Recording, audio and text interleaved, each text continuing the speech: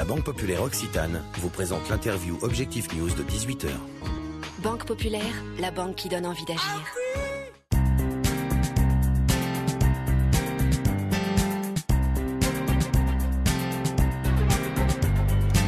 Bonsoir à tous, bienvenue sur objectifnews.tv pour l'interview de 18h. J'ai le plaisir de recevoir ce soir dans le cadre du Salon de l'entreprise Christophe Ruiz. Bonsoir. Bonsoir. Vous êtes un des responsables commerciaux de l'entreprise Mapaero, entreprise qui conçoit, fabrique et commercialise des peintures pour l'aéronautique. Vous êtes basé en Ariège.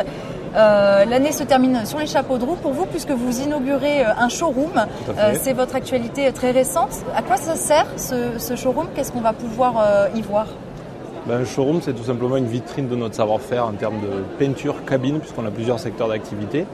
Et les peintures cabines sont pour nous, en fait, dans la stratégie de l'entreprise, les développements de domaine. Donc, avoir au sein de notre société un showroom qui mette en évidence les différents systèmes de peinture qu'on peut proposer aux compagnies aériennes et plus communément aux constructeurs aéronautiques, puisque c'est eux qui font les définitions des cabines. C'est pour nous un moyen, en fait, de mettre en avant notre technicité, nos innovations en termes de finition, en termes de finish qu'on retrouve dans les cabines. Donc ce showroom, c'est pour nous un peu l'accomplissement de plusieurs années de travail et surtout de la dernière année de travail avec Clémence Brachotte, en fait, qui a mené ce projet à bien. Donc on est fiers de le présenter. Il y aura une quarantaine d'invités qui seront là, les principaux donneurs d'ordre, en fait, de la région et du milieu aéronautique pour participer et tout simplement pour exposer notre donc showroom. L'inauguration a lieu le 5 décembre. Tout à fait, elle aura lieu le 5 décembre donc chez nous avec des gens qui viennent d'un peu partout dans la région, des gens qui viennent de Airbus Corporate Jet Center, ATR, les principaux sous-traitants, en fait, avec qui on travaille, les gens qui participent aussi à une grappe de compétences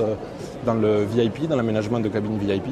Donc c'est des gens avec qui on travaille déjà aujourd'hui au quotidien, mais c'est des gens avec qui on a des perspectives sur de nouveaux projets et qui, ce showroom est un moyen, en fait, de souder une relation technique et commerciale qui est déjà existante et qui nous amènera demain à leur proposer plus d'innovation. Voilà. Très concrètement, j'ai vu qu'on pouvait voir ce que vous pouvez faire en matière de peinture, notamment les reflets, des effets spéciaux, des peintures perlées, métallisées.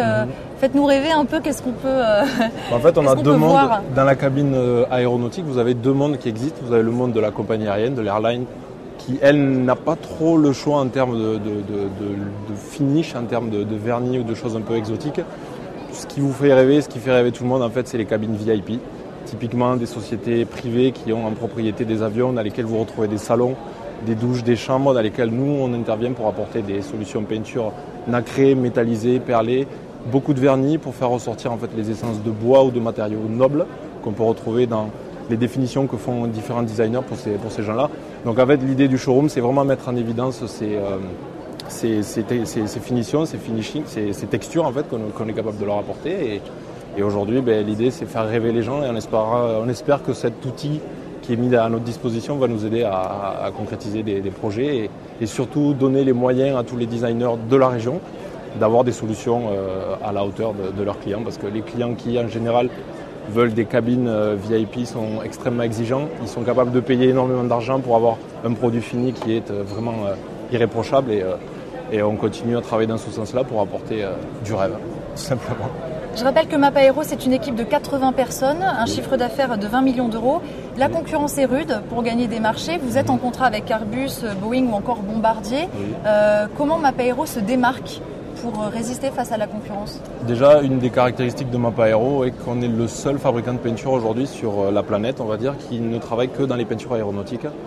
On est en fait axé, on a un laboratoire d'une dizaine de personnes qui développent des produits et très axé aéronautique, donc à l'écoute de tous les bureaux d'études et de tous les centres de design pour apporter cette technicité, en fait, sur les produits. Et aujourd'hui, ce qui nous démarque, c'est notre présence et notre implication dans tous les projets. On est une société aujourd'hui, vous l'avez dit, de 80 personnes, mais c'est une équipe, une équipe complète, en fait, qui est à l'écoute de ses clients pour apporter une solution globale. Donc oui, la concurrence est rude aujourd'hui.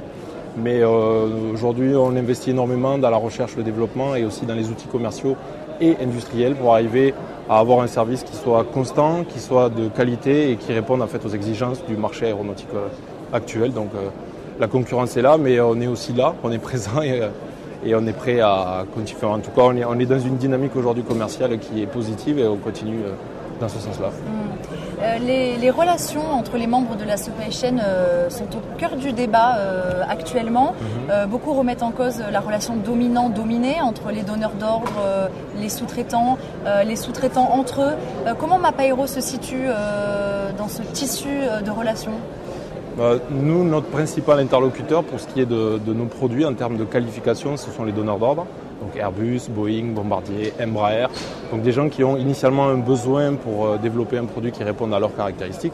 Donc on travaille avec ces gens-là et l'ensemble des donneurs d'ordre pour arriver à trouver des solutions. Je ne sais pas si on peut dire qu'on a une position de dominé, puisqu'en fait on est plutôt dans une relation de partenariat.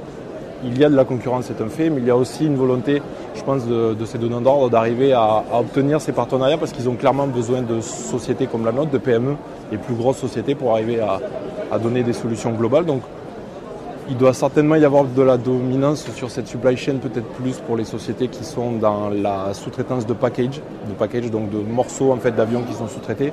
Pour notre part, on est plus à l'écoute de ce qui se fait au niveau du donneur d'ordre et on essaie de les accompagner. L'idée étant d'apporter un service et une approche commerciale qui soit à la hauteur de leurs besoins. Donc je ne pense pas qu'on soit clairement dominé aujourd'hui, mais c'est vrai qu'on suit quand même pas mal les tendances des donneurs d'ordre, donc on ne les subit pas, mais on les accompagne. Donc à nous après de nous diversifier et d'apporter des solutions pas que pour un constructeur, mais pour l'ensemble de constructeurs pour essayer de ne pas être trop dépendant de cette société-là.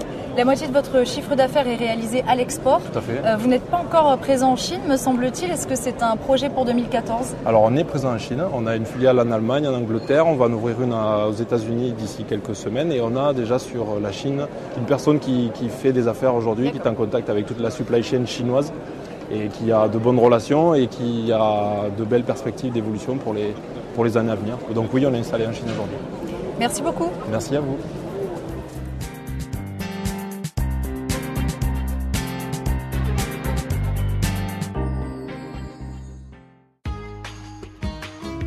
La Banque Populaire Occitane vous a présenté l'interview Objectif News de 18h. Banque Populaire, la banque qui donne envie d'agir.